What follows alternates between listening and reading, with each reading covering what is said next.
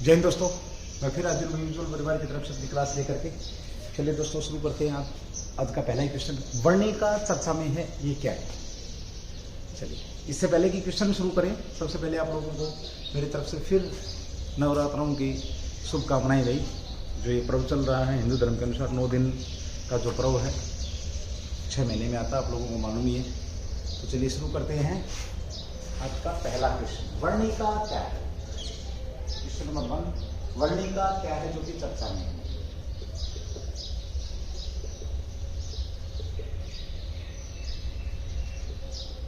चर्चा में सीधी सी बात करें वर्णिका की, इसका संबंध अभी हमने हाल ही में 1 अप्रैल को डे पढ़ा था। कौन सा दिन? 1 अप्रैल को हमने आरबीआई की स्थापना दिवस के रूप में उसको जाना था। इसका संबंध भी आरबीआई से है। आरबीआई का काम क्या होता है भारत के अंदर अगर मैं बात करूं आरबीआई का, तो मुद्रण का काम होता है। मुद्रण नोट छापने का काम होता है और नोट छपते किससे? में स्याही से। तो इसका संबंध वहां से है। वर्णिका की अगर मैं बात करूं तो सीधा कनेक्शन इसका कैसे भाई? आरबीआई से। तो चलिए एक बार बात करेंगे ये चर्चा में क्यों रही है अभी हाल ही में। तो आरबीआई बैंक की पूर्ण स्वामित्व वाली, यानी कि किसकी है? आरबीआई बैंक की कंपनी है। आरबीआई बैंक की नोट मुद्रण वाली प्राइवेट लिमिटेड कंपनी। ठीक है भाई, क्या है ये? प्राइवेट लिमिटेड कंपनी, नोट मुद्रण वाली, यानी कि जो शाही है इंक है उसके बारे में यहाँ पर ये बात। भारतीय रिजर्व बैंक नोट, इसका पूरा नाम लेते हैं वर्णिका का, तो देखिए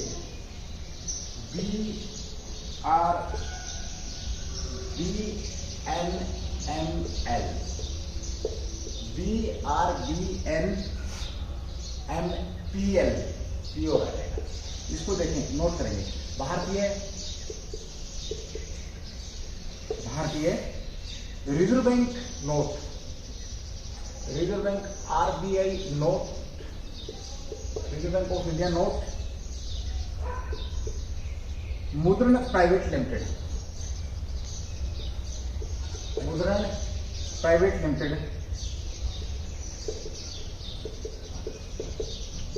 ये इस कंपनी का क्या है? नाम है। ठीक है, ये कर्नाटक के मैसूर में इसने क्या किया है? इसने अभी किया क्या इस कंपनी ने? इसने कर्नाटक के मैसूर में कर्नाटक के मैसूर में क्या किया इसने? कर्नाटक के मैसूर में वर्णिका नामक एक स्याही, वर्णिका क्या आपका? वर्णिका नामक एक स्याही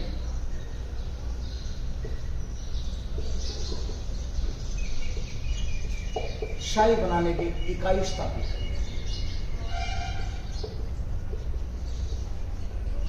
सीधी सी बात करें, अब जो नोट बनेंगे, नोटों के लिए जो इंक बनेगी वो कहां पर बनेगी? कर्नाटक के मैसूर में।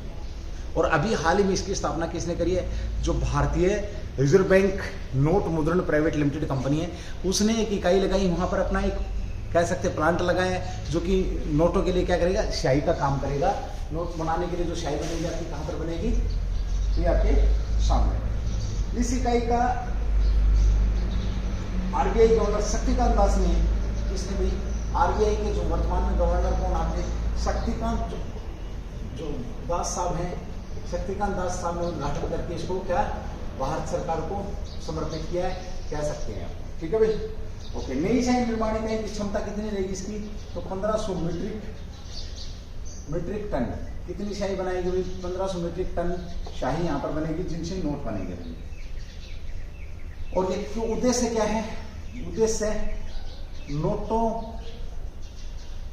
की सुरक्षा बढ़ाना भाई। सुरक्षा अब कैसे? यानी कि नकली नोट नहीं बने। नकली जो नोट बनते हैं आपके, नकली नोटों में जो शाही यूज होती है, उस शाही में इस शाही में क्या होगा? फर्क होगा। ये भी आप लोग ध्यान रखेंगे। शानदार क्वेश्चन बनता है आपका। मेक इन इंडिया को पहल को बढ़ावा देगी और क्या करेगी? आगे बात करें तो मेक इन इंडिया जो आपकी पहल है, उस पहल को ये क्या करेगी? बढ़ावा देगी भाई, कह सकते हैं। यानी कि सब कुछ अब भारत में होगा, शाही का भी यही करेगा भाई। उसके बाद colour shift into ink, colour. अगली बात करें इसमें और क्या होगा भाई आपका? कलर शिफ्ट इंटेग्रियो इंटेग्लियो जो इंक है वो भी यहीं पर बनेगी भी। कलर शिफ्ट इंटेग्लियो इंक का भी यहीं पर निर्माण होगा, ये भी यहीं पर बनेगी, ये भी यहीं बनेगी, ये भी बनेगी भाई, ठीक है। ओके, इसको CSII बोलते हैं, CSII के नाम से इसको जाना जाता है। दूसरी बात करें, ये सेक्टर भारतीय नोट छापने का काम करता है। इसकी अगर हम बात करते हैं तो क्या करता है, भारतीय नोट छापने का काम करता है, भारतीय नोट छापने का काम भी यही करता भी, ठीक है। दूसरी बात करते हैं 1995 में सिक्के और नोटों की मांग बढ़ने के लिए इसकी स्थापना 1995 में इसकी स्थापना की गई। अगर हम बात करते हैं तो 1995 में इसकी स्थापना की गई। हेडक्वार्टर की बात करते हैं तो हेडक्वार्टर कहां पर है इसका, हेडक्वार्टर बेंगलुरु में क्या इसका हेडक्वार्टर है, किसका, VRMNPL का भी। चलिए और बात करते हैं, इसके साथ सहयोगी कंपनी कह सकते हैं कौन सी, आपकी SPMCL नोट बनाने में, और कौन सी मदद करती है, SPMCIL जो कंपनी है ये भी नोट बनाने में काम करती है। ये security printing and minting corporation of India limited, ठीक है भाई। ये क्या हो जाएगा आपका, जो प्रेस लिमिटेड आपकी क्या है, सिक्योरिटी प्रिंटिंग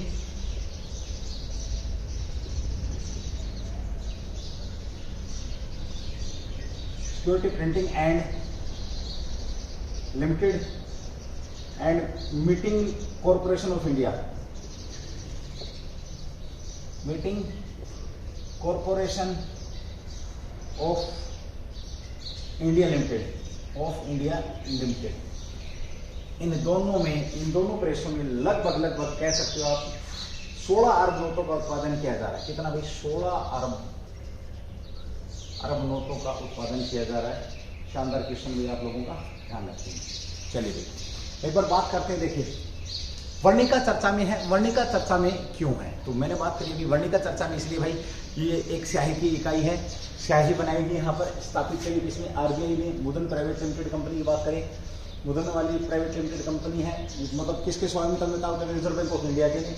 RBMNL की अगर मैं बात करता हूँ तो ये क्या है, भारतीय आपका रिजर्व बैंक नोट मुद्रण जो प्राइवेट लिमिटेड है वो नोट छापने का काम करता है। इसके कई काम कर्नाटक के मैसूर में वर्णिका नाम से इसकी इकाई खुली। RBI शक्तिकांत दास ने इसको क्या राष्ट्र को समर्पित किया। 1500 मीट्रिक टन इसमें बनेगी। उद्देश्य क्या, नोटों की सुरक्षा बनाने के लिए मेक इन इंडिया के पहल पर ये काम हो रहा है। कलर शिफ्टिंग जो आपकी इटियोलियो जो इंक है ये भी इंटीलियो जो इंक है ये भी यहीं पर बनती हुई। भारतीय नोट छापने का कह सकते हो, नोट छापने का काम कौन करता है, यही है। और साथ में इसकी अगर स्थापना की बात करें तो 1995 में इसकी स्थापना हुई। कब स्थापना हुई, 1995 में इसकी स्थापना हुई है। SPMCIL ये भी क्या है, नोट छापने का काम करते हैं। दोनों प्रिंटिंग प्रेस है, काम करते हैं, हेडक्वार्टर बेंगलुरु, इसके अंदर दोनों लगभग 16 अरब यहाँ पर क्या किया, नोट छापने का काम किया। थोड़ी सी बात करें मैसूर की, देश का पहला भाई शहर आपका कौन सा है, स्वच्छ शहर। देश का पहला साफ शहर कौन सा, या स्वच्छ शहर जो है आपका, स्वच्छ शहर कौन सा था आपका, मैसूर है, मैसूर। उसके बाद लगातार कौन हो रहा आपका, इंदौर में। इंदौर, मैसूर को कैसे भूल सकते हैं, आपका यहाँ पर युद्ध हुआ था 1799 में, कह सकते हैं 1799 किसके, टीपू वर्षिद, जो टीपू सुल्तान थे आपके, टीपू सुल्तान वर्षिद आपका अंग्रेजों के बीच में, इंग्लैंड के बीच में यहाँ पर युद्ध हुआ था। ठीक है भाई, ध्यान रखिए। इसकी बात करें बेंगलोर की थोड़ी सी बात करें तो अपना लोगो जारी करने वाला भी शहर यही है भाई। साथ में बात करें बगीचों के शहर के नाम से भी, इसी को जाना जाता है, किसको, बेंगलुरु को। ठीक है, चलिए। और हेडक्वार्टर नोट छापने का काम भी यहाँ पर हो रहा है। तो बहुत से लोग सोच रहे हैं, आज पता लग गया नोट कहाँ छपते हैं, चलते वहीं पे, है ना। नोट कहाँ छपते हैं, चलते वहीं पे। देखना, सोच समझ के जाना, फंस जाओगे। ठीक है भाई, चलिए क्वेश्चन नंबर 2 की बात करते हैं अगले की। अमेरिका रक्षा बजट और हिंद प्रशांत रणनीति चर्चा में ही क्यों गई। देखिए, USA की अगर हम बात करें, अमेरिका रक्षा बजट और आपके हिंद प्रशांत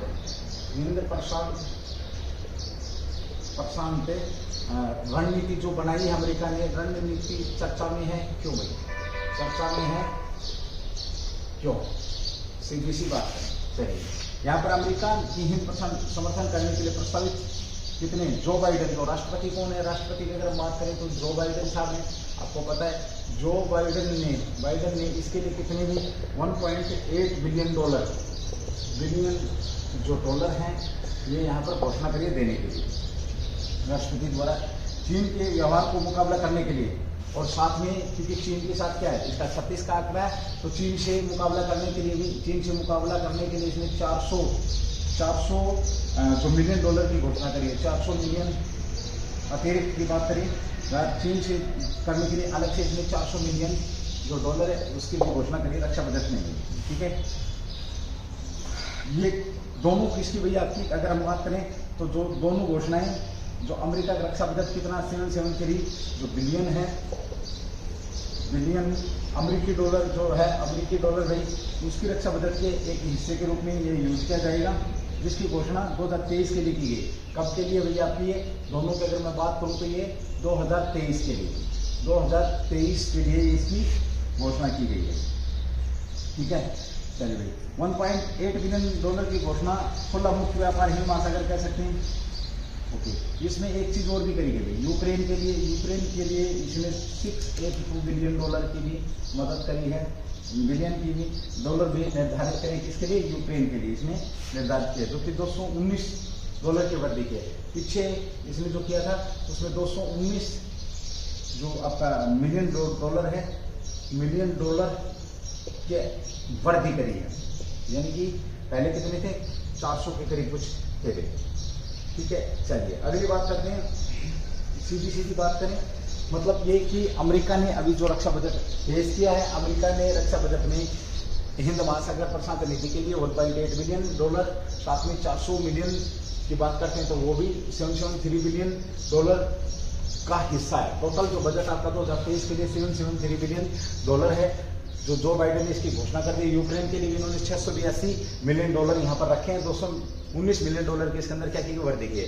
विश्व के अंदर सबसे बड़ा रक्षा बजट इसी का भी, जिसका यूएसए का रक्षा बजट की अगर हम बात करते हैं तो इसी का है। दूसरी बात करते हैं सबसे ज्यादा हथियारों का निर्यातक देश कौन सा है, यही है भाई। निर्यातक देश के भी अगर हम बात करें किसका, तो हथियारों का सबसे बड़ा निर्यातक देश आपका कौन है, यूएसए ही है।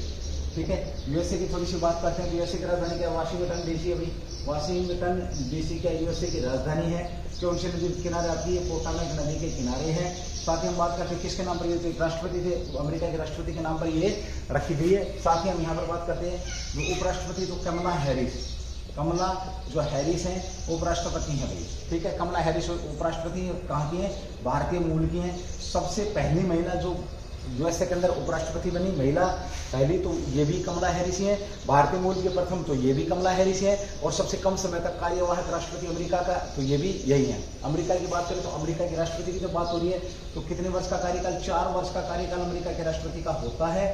साथ ही हम यहाँ पर बात करें 4 वर्ष कितने बार बन सकता है, केवल 2 बार बन सकता है। इनसे पहले कौन थे, डोनाल्ड ट्रंप साहब थे इनसे पहले। और अभी आपके बीच में जो स्थिति युद्ध की हो रही है रूस और यूक्रेन में, इसमें कहीं ना कहीं इसका हाथ है। चलिए भाई, दोनों क्वेश्चन इंपॉर्टेंट क्वेश्चन है और आपको काम आने वाले क्वेश्चन है, ध्यान रखेंगे इन क्वेश्चनों का भी। चलिए अगले क्वेश्चन की बात करते हैं, एक बार आगे बढ़ते हैं। एक बार मैं रख करूंगा, अगर किसी ने नोट करना तो नोट कर लिया होगा, अदरवाइज आगे चलते हैं।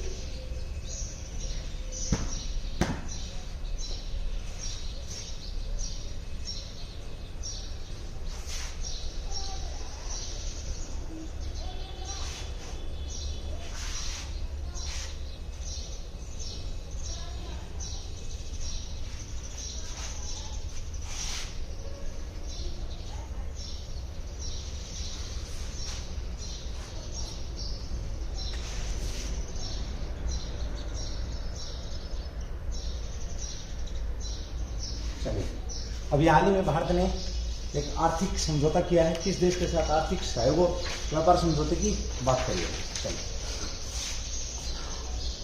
क्वेश्चन नंबर 3, अभी हाल ही में भारत ने किस देश के साथ आर्थिक सहयोग और व्यापार समझौते पर हस्ताक्षर किए? किस देश के साथ आर्थिक व्यापार आर्थिक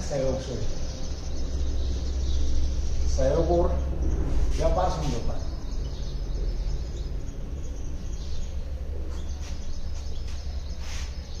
पर हस्ताक्षर किए?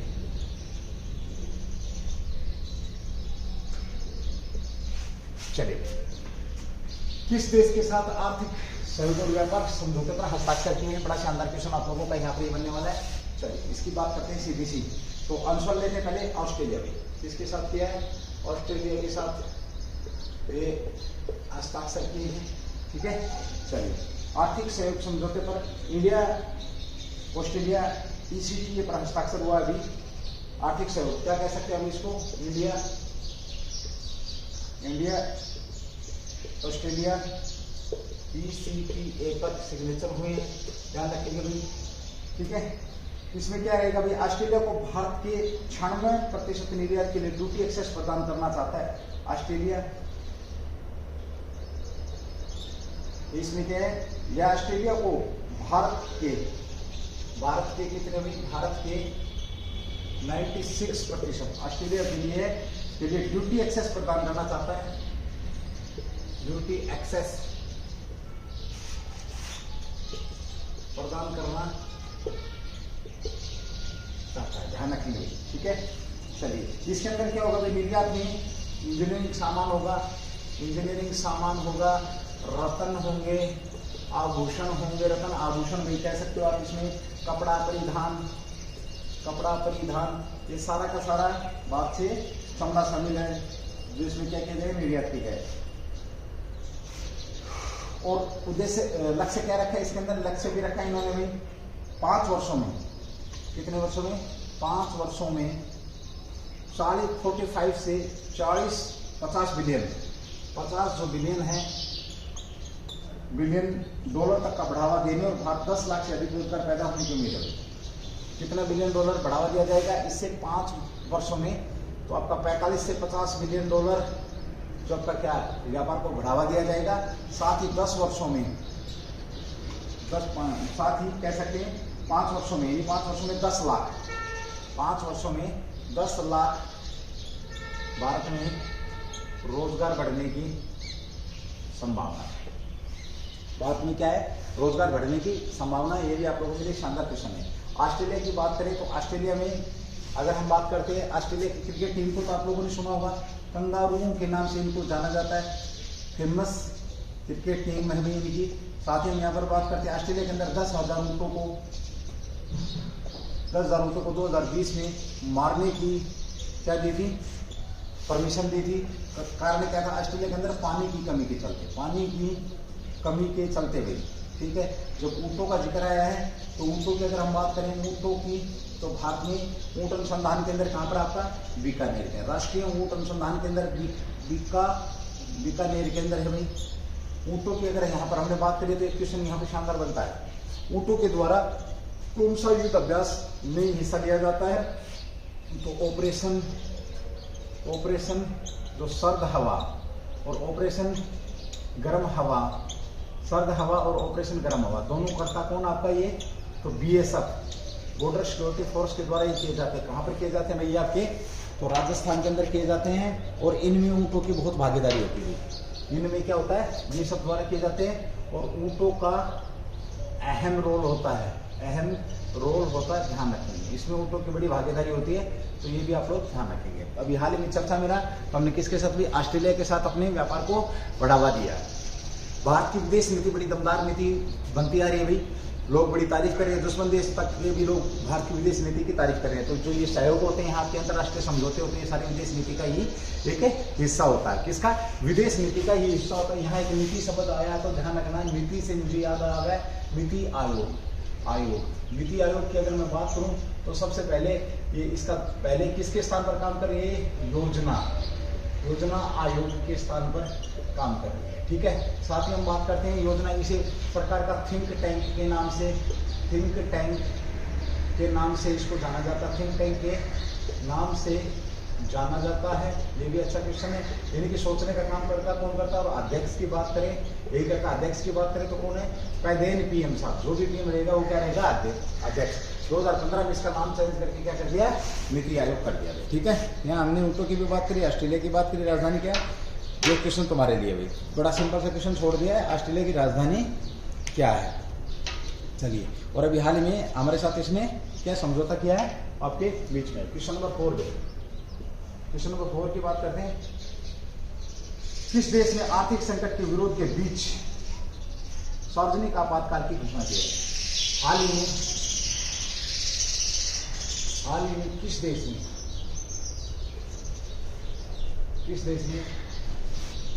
हाल ही में किस देश ने आप कह सकते हो किस देश ने सार्वजनिक आपातकाल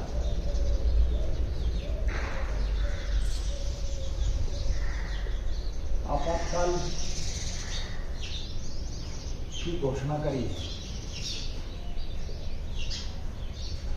जो कि चर्चा में। ठीक है भाई, ये शानदार क्वेश्चन है आप लोगों का, इंटरनेशनल लेवल का क्वेश्चन है। और भारत के पड़ोसी देश की बात करें तो श्रीलंका ने अभी ये घोषणा करी सार्वजनिक आपातकाल की। इस क्वेश्चन पे मैं अलग से बात करूंगा, सिर्फ यहाँ पर हम थोड़ा सा चर्चा करेंगे किसका आंसर की, तो श्रीलंका। ठीक है, इसके साथ हमारे संबंध अच्छे हैं। श्रीलंका के साथ क्या हमारे संबंध अच्छे हैं। सबसे पहले मैं बात करूँ श्रीलंका के अंदर आर्थिक क्या है कि आर्थिक वहाँ पे सब चीजें बहुत महंगी हो चुकी हैं, इतना ही समझेंगे आप। हर प्रकार से खाने पीने की जो वस्तुएं, खाद्य पदार्थों की वस्तुएं, लूटमार मची हुई है, अराजकता फैली हुई है, लोग रोड के ऊपर हैं। जो श्रीलंका की जो राजधानी है बहुत बुरा हाल हो रखा है, वहाँ लोगों का खाने पीने की जो चीजें बड़ी भारी। और उसी के दौरान यहाँ पर जो आपका राजपक्ष हैं उन्होंने सार्वजनिक आपातकाल की घोषणा करवा दी है। ठीक है, सार्वजनिक आपातकाल की घोषणा करवा दी।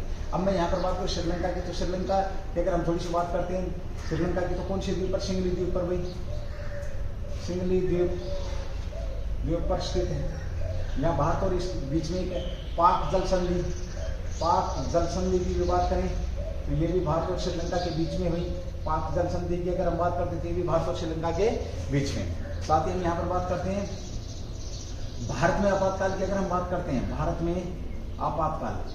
में आपातकाल की अगर हम बात करते हैं तो देखिए 3 प्रकार के आपातकाल भारत में लगाए जाते हैं। 3 प्रकार के आपातकाल यहाँ पर। नंबर 1 आपका क्या होता है, नेशनल जो इमरजेंसी है। ठीक है, राष्ट्रीय आपातकाल, क्या बोलते हैं इसको, राष्ट्रीय आपातकाल में, राष्ट्रीय आपातकाल जो कि कहाँ पर आपका 352 के अंदर है। एक आपका राज्य आपातकाल है, राज्य आपातकाल ये अनुच्छेद में है, एक्ट के अंदर पॉलिटिकल क्वेश्चन है। उसके बाद राज्य आपातकाल की अगर हम बात करते हैं तो ये आपका 356 में है, जब राज्य का तंत्र फैल हो जाता है और लगातार कौन तीनों को। और तीसरा जो आपातकाल आपका वित्तीय आपातकाल है, वित्तीय आपातकाल। तो आपातकाल ये इसी प्रकार का आपातकाल कह सकते हैं आप इसको, वित्तीय आपातकाल 360 के अंदर, जो कि भारत में एक बार भी नहीं लगा है। इन तीनों आपातकालों को भारत के अंदर लगाता कौन है, तो राष्ट्रपति लगाता। किसके अनुशंसा पर, तो पीएम की अनुशंसा पर या मंत्रिमंडल की अनुशंसा पर ये लगाए जाते हैं। राष्ट्रीय आपातकाल की बात करें तो युद्ध की स्थिति में, हमले की स्थिति में, जो कि अब तक 3 बार लगा है, केवल 3 बार लगा है। राज्य आपातकाल की बात करें तो 100 से ज्यादा बार लग चुका है। और आपका ये अभी तक नहीं लगा है। ठीक है, ये आपका एक बार भी अभी तक नहीं लगा। तो हाल ही में किस देश ने सार्वजनिक आपातकाल की घोषणा करी है, तो सार्वजनिक आपातकाल की घोषणा श्रीलंका ने करी है। बस इतना सा ही जानेंगे, उसके बाद इसकी अलग से 15-20 मिनट की क्लास बनेगी आप लोगों के बीच में, ये क्लास लेकर के आ रहा हूँ। ठीक है, चलिए। हालत दोनों देशों की खराब है। जो हमारे पड़ोसी देश है, एक और पड़ोसी देश है जहाँ पे राजनीतिक अनिश्चितता फैल चुकी है, कौन सा आपका पाकिस्तान। वहां पर पाकिस्तान की बात करें तो वो भी एक बड़ा शानदार क्वेश्चन किया। अभी हाल ही में कहाँ पर भी अविश्वास प्रस्ताव लेकर के आया गया है। ठीक है,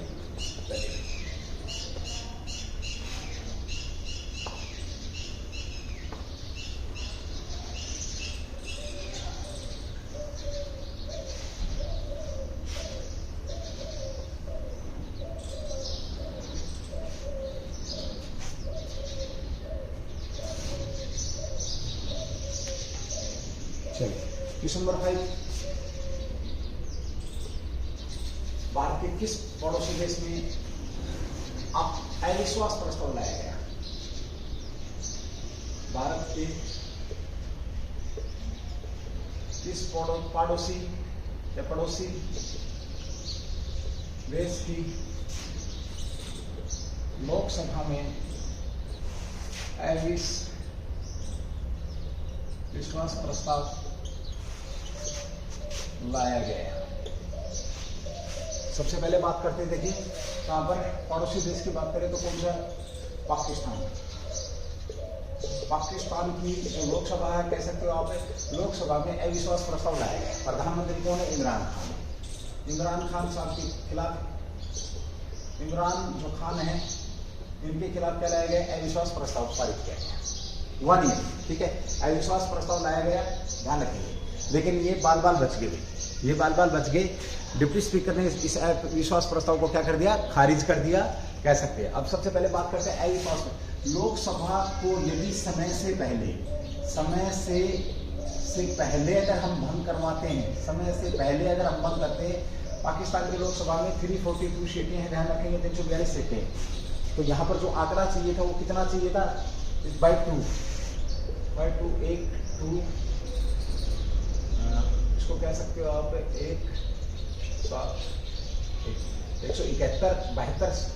172 सीटें चाहिए थी अविश्वास प्रस्ताव के लिए, कह सकते हो आप इतना बहुमत के लिए। चलिए, लोकसभा को समय से पहले भंग करने के लिए क्या चाहिए? भंग करने के लिए अविश्वास प्रस्ताव लाया जाता है। जब अविश्वास प्रस्ताव की अगर हम बात करते हैं तो इसको आमतौर पे विपक्षी रखता है। कौन रखता है? विपक्ष।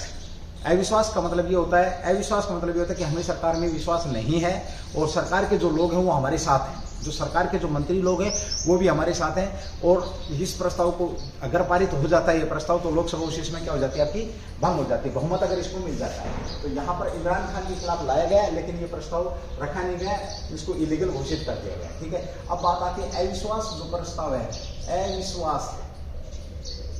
अविश्वास प्रस्ताव की अगर हम बात करते हैं तो ये केवल और केवल कहाँ रखा जाता है? केवल लोकसभा के अंदर ही रखा जाता है। कहाँ रखा जाता है? ध्यान रखेंगे, लोकसभा के अंदर ही रखा जाता है। अब मैं थोड़ी सी भारत की बात करता हूं, तो भारत में सबसे पहले अविश्वास प्रस्ताव किसके खिलाफ लाया गया? तो जो पंडित जवाहरलाल नेहरू हैं, जवाहरलाल नेहरू के खिलाफ लाए गए, लेकिन ये पारित नहीं हुआ। अभी पारित नहीं हुआ। सबसे पहले किसके खिलाफ लाया गया? पंडित जवाहरलाल नेहरू के खिलाफ लाया गया, ये पारित नहीं हुआ। देखिए, आमतौर पर अगर इस चीज को समझेंगे आप, अविश्वास प्रस्ताव की अगर मैं बात करूं, यदि लोकसभा के कार्यकाल की अगर हम बात करते हैं तो वहां पे पता नहीं कोई बताता है नहीं बताता, आप लोगों को मैं बताता हूँ। देखिए, कार्यकाल की अगर हम बात करते हैं, आमतौर पर मैं भारत के कार्यकाल की बात करूँ लोकसभा की, तो 5 वर्ष होता है, लेकिन ये सिचुएशंस में होता है। सिचुएशंस की बात करें, यदि बीच में अविश्वास प्रस्ताव पारित नहीं होता है या इमरजेंसी नहीं लगती है, इमरजेंसी या आपातकाल नहीं लगता है, आपातकाल नहीं लगता है, तो ही 5 वर्ष आपका कार्यकाल है। अदरवाइज ये कार्यकाल आपका कम हो सकता है और बढ़ भी सकता है। तो सेम सिचुएशन एक पाकिस्तान के अंदर हुई है। समय से पहले उसको भंग करने के लिए, लोकसभा को भंग करने के लिए अविश्वास प्रस्ताव लाया गया, लेकिन वो पारित नहीं हुआ। बड़ा पॉलिटिकल ड्रामा हुआ है। लोगों ने, इनके जो सीएम साहब, प्रधानमंत्री साहब, उन्होंने विदेश के ऊपर ये बोला कि कोई विदेशी ताकत है जो हमें हटाना चाहती है, ठीक है। चलिए, यहाँ पर देखिए, अगर इमरजेंसी 4 वर्ष के बाद, यानी कि अगर आपातकाल की बात करूं मैं, लोकसभा का जो समय है, समय 4 वर्ष हो जाता है, समय 4 वर्ष अगर हो जाता है और उस समय आपातकाल लगता है, तो ये बढ़कर के 6 वर्ष कार्यकाल हो जाते हैं, यानी कि 1 वर्ष बढ़ा दिया जाता है। कितना? 1 वर्ष। अगर यही आपातकाल 4 वर्ष से पहले लगता तो कार्यकाल पे कुछ रखने पड़ता है, ठीक है। और अविश्वास प्रस्ताव तो भाई जैसे ही पास होगा उसी समय बंद, चाहे वो कितने भी समय में, कितने चाहे वो कभी भी बनी हो लोकसभा, उसके बाद इलेक्शन है दूसरा या जो भी सिचुएशन रहती है, लेकिन वो लोकसभा भंग हो जाएगी आपकी जो उस समय सरकार के अंदर काम कर रही है, ठीक है। शानदार क्वेश्चन था आपका, ये भी आपको पता होना चाहिए, पड़ोसी देश में हो पा रहा है। इसकी भी एक अलग से क्लास आप लोगों के बीच में आने वाली है, ध्यान रखेंगे, बहुत जल्द आप लोगों के बीच में क्लास आ रही है। अभी चर्चा मेरा आपका फास्टर, सीधी सी बात करें, चर्चा में रहा भी आपका, क्या चर्चा में रहा आपका? फास्टर चर्चा में रहा है। फास्टर क्या है? क्वेश्चन नंबर 6 हुई आपका, फास्टर क्या है?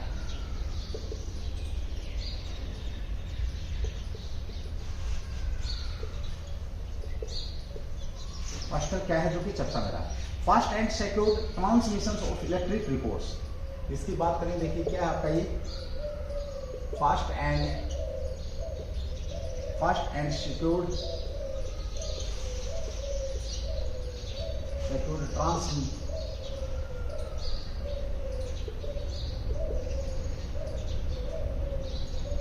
Of electronic records.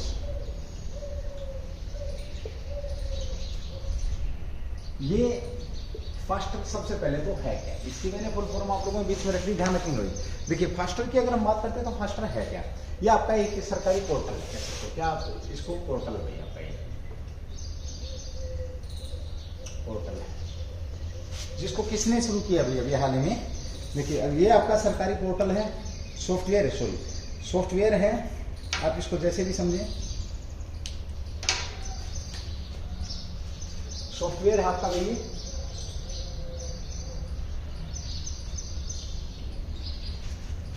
ये भारत के सीजीआई चीफ जस्टिस ऑफ कौन है, एनवी रमना साहब जो है, एनवी रमना ने इसको क्या किया, लॉन्च किया।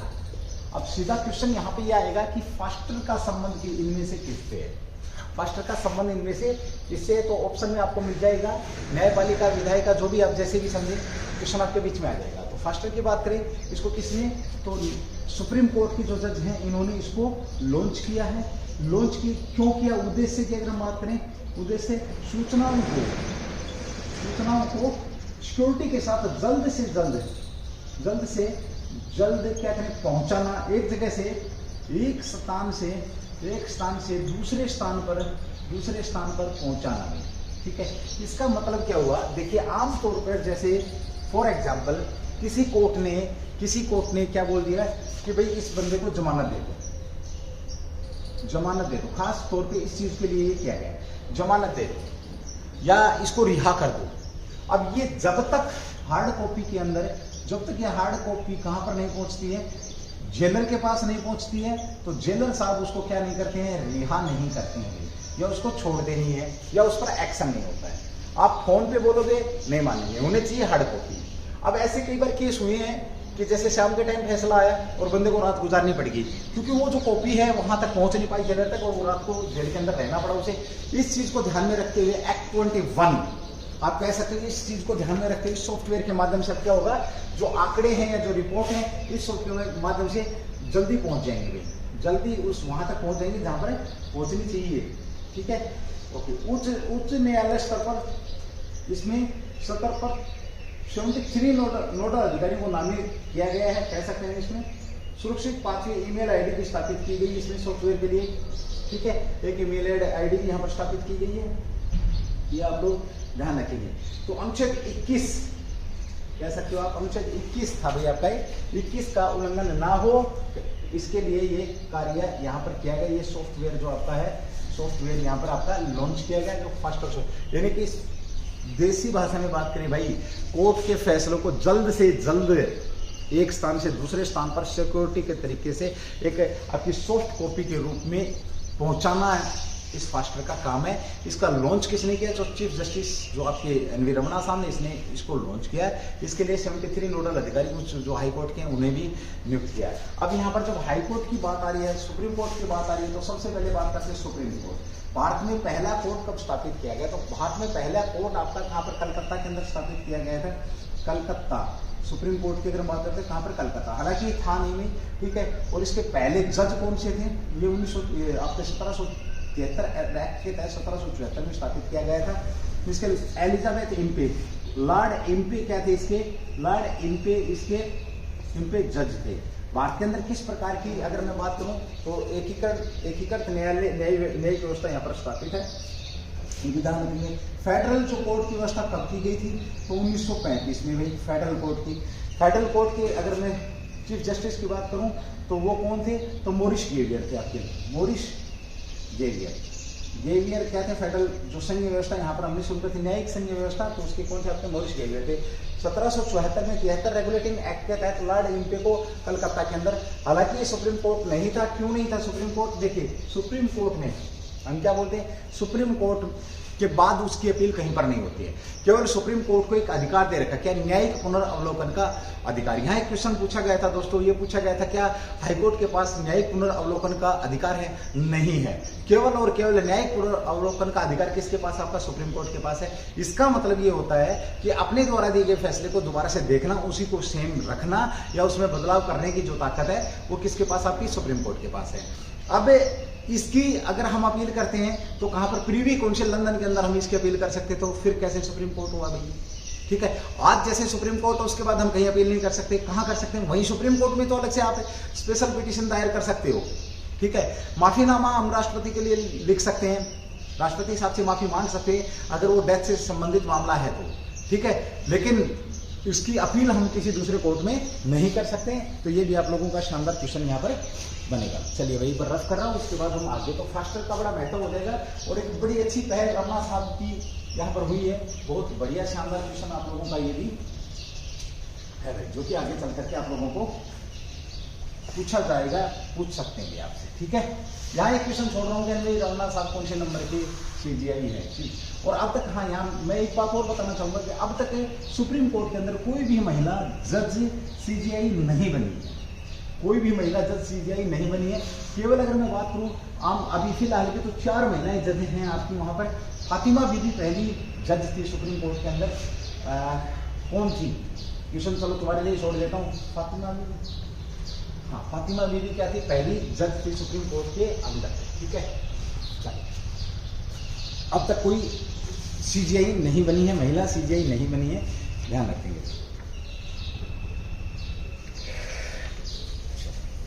अगली बात करते हैं अभी चर्चा में आपका मंथन आइडियाथॉन लॉन्च। मंथन आइडियाथॉन क्वेश्चन नंबर 7 भैया आपका मंथन आइडियाथॉन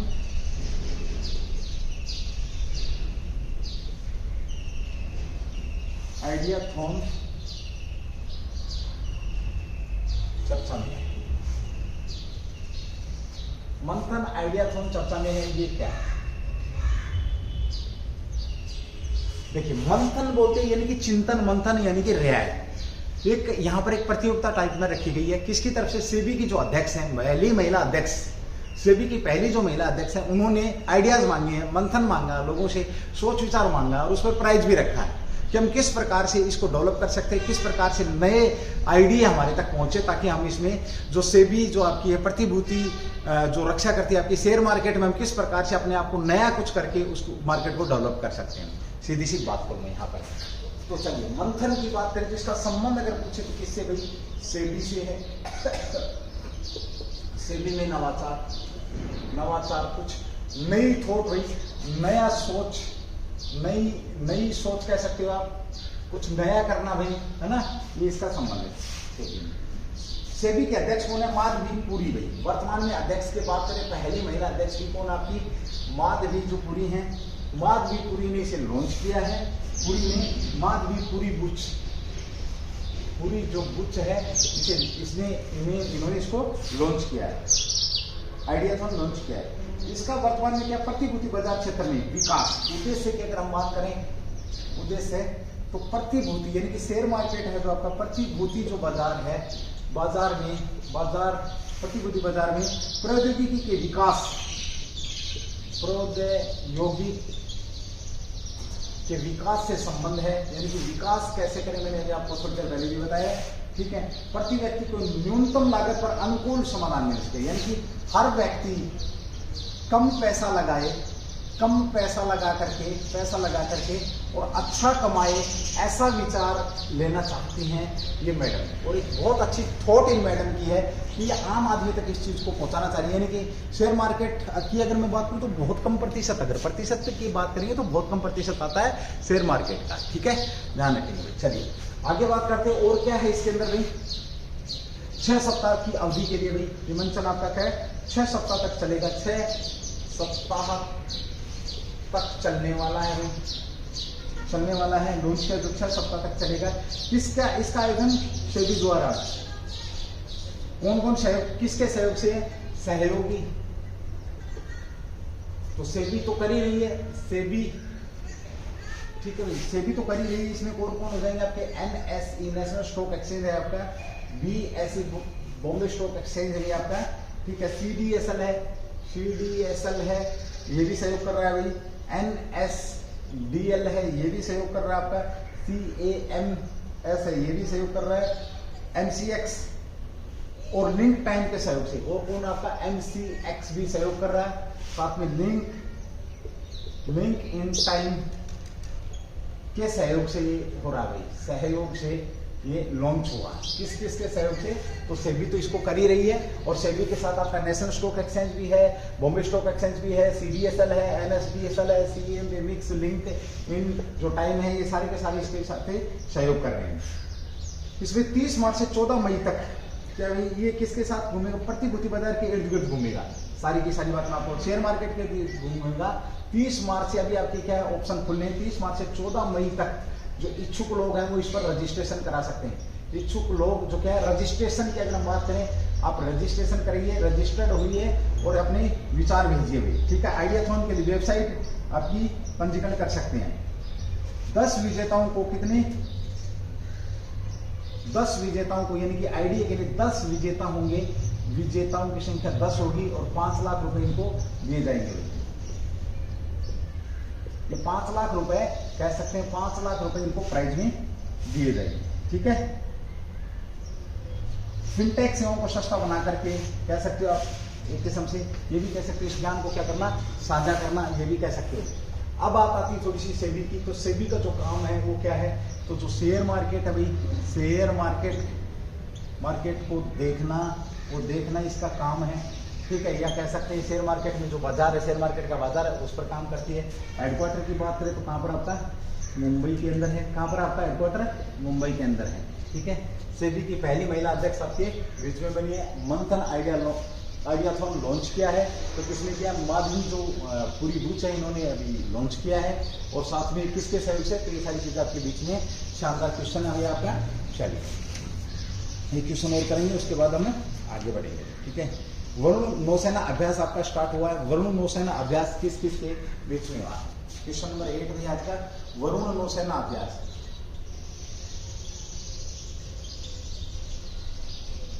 वरुण नौसेना अभ्यास संपन्न हुआ है, तो सबसे पहले तो किस किस के बीच में हुआ, पहले तो पूछिए वरुण किसका है, तो नौसेना का है, ठीक है। और अभ्यास किस किस के, भारत वर्सेस फ्रांस के मध्य था भाई आपका, ये भारत वर्सेस फ्रांस के मध्य था, ठीक है। फ्रांस की अगर मैं बात करता हूं तो नौसेना यानी कि आपस में सामंजस्य बैठाने के लिए ये अभ्यास किया गया था भाई। संस्करण कौन सा था इसका, 20वां संस्करण था।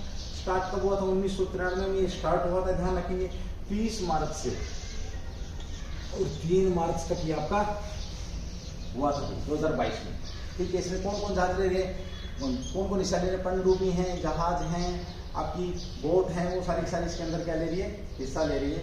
ये भी आप लोगों के लिए ध्यान रखने वाली बात है। 2001 में इस अभ्यास का नाम वरुण रखा गया था। द्विपक्षीय अभ्यास पहली बार शुरू किया गया था 1993 में दोनों देशों के बीच, और इसका जो नाम रखा गया था, ये बड़ा अच्छा क्वेश्चन है कि वरुण नाम कब रखा गया इस अभ्यास का। देखिए 1993 में स्टार्ट हुआ, और वरुण जो नाम है इसका कब रखा गया, 2001 में इसका नाम वरुण रखा गया। फ्रांस की बात करते हैं तो फ्रांस सहयोगी में हमारा ध्यान रखेंगे, 2025 में हम इसके साथ मंगल मिशन पर भी जा रहे हैं। साथ ही हम बात करते हैं तो गुरुग्राम के अंदर क्या है आपका, जो सोलर अलायंस का जो कह सकते हैं आप, जो सोलर का जो हेडक्वार्टर है अंतर्राष्ट्रीय, वो भी हमने इनके ही, इससे भाई फ्रांस के ही सहयोग से स्थापित किया गया, ठीक है भाई। चलिए अगले क्वेश्चन की बात करते हैं। क्वेश्चन नंबर 9 भी आपका बड़ा शानदार क्वेश्चन रहने वाला भाई, ठीक है।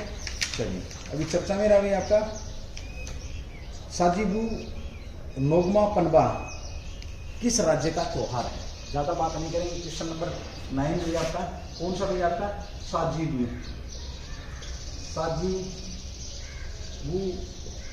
नोगमा पनबा।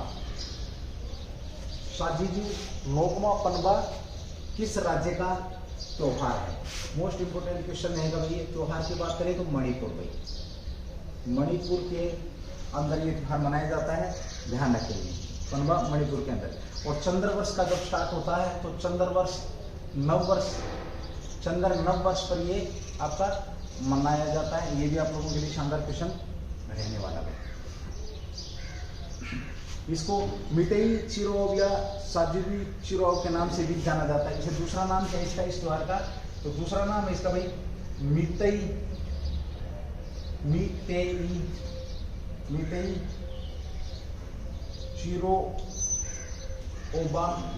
चिरोबा या साजीबू मितेई चिरोबा या साजीबू चिरोबा के नाम से भी इसको जाना जाता है। किसको? इस त्योहार को। कहाँ पर? मणिपुर। और मणिपुर का ध्यान रखना, भारत की सबसे पहली खेल विश्वविद्यालय कहाँ पर? आपका मणिपुर के अंदर स्थापित किया जाएगा। मणिपुर की अगर हम बात करते हैं तो अभी हाल ही में 2 महिलाएं फेमस है आपकी मणिपुर की। अगर हम बात करें तो देखिए मणिपुर कौन? आपकी MC मैरी कॉम, बॉक्सर है, ठीक है, ओलंपिक में मेडल जीत चुकी हैं, ठीक है। चानूबाई जो मीरा चानूबाई भी मणिपुर की, जो क्या है? वेट लिफ्टर है, जिन्होंने 2021 टोक्यो के अंदर भी पदक जीता है। ध्यान रखें, ठीक है भाई। चलिए, ये भी क्वेश्चन आपका शानदार यहाँ पर रहने वाला है। चलिए देखिए दोस्तों, हम उज्जवल परिवार की तरफ से आप लोगों के बीच में इसी प्रकार से कंटेंट देते रहेंगे। मेरी तरफ से दोबारा से आप लोगों को नवरात्रों की ढेरों शुभकामनाएं। अच्छे रहिए, हेल्थी रहिए, वेल्थी रहिए और अपनी तैयारी करते रहिए। 2022 का अगर मैं बात करूँ तो आपका 97 या 8 दिन, आज आपके 5 अप्रैल हो चुकी है। एज ऑन करंट की बात करें तो 4 तारीख सिटी के साथ हम आपके बीच में बने रहने की कोशिश कर रहे हैं। और आज मेरे ख्याल में हमारी भाई 85-86 क्लास के करीब हो चुकी हैं। 100वीं क्लास के ऊपर एक हम बहुत शानदार आप लोगों के लिए कुछ नया लेकर के आएंगे। 10 से 15 दिन के बाद जो भी हमारी 100वीं क्लास होगी, जिस दिन हम तक मारेंगे क्लासों का कंटिन्यू आप लोगों के बीच में बनी हुई। Thank you. जय हिंद, जय भारत, जय श्री कृष्ण।